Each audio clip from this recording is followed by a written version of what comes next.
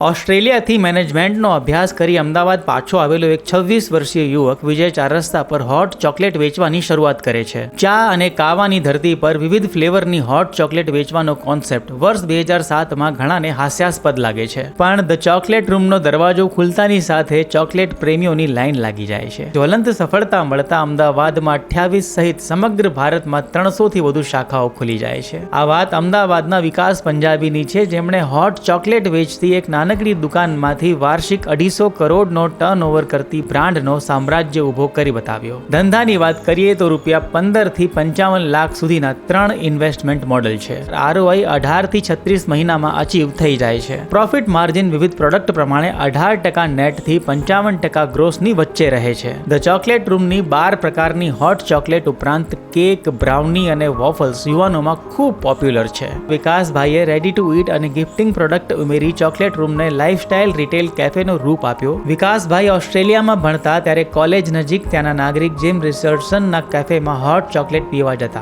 ભારતીયોને ઓથેન્ટિક ચોકલેટનો સ્વાદ ચખાડવાનો વિકાસભાઈનો વિચાર આજે 300 શાખા ધરાવતા ભારતના ટોપ 5 ફ્રેન્ચાઇઝી નેટવર્કમાં પરિણમ્યો છે. મિત્રો, તમને કેનેડા જવું છે કે વિકાસભાઈની જેમ સ્વદેશમાં જ કંઈક કરી બતાવવાનો ઈરાદો છે? મને કોમેન્ટમાં જરૂર જણાવજો. ધ ચોકલેટ રૂમની ફ્રેન્ચાઇઝી ઇન્ક્વાયરી માટે સ્ક્રીન પર દેખાતા નંબર પર સંપર્ક કરો.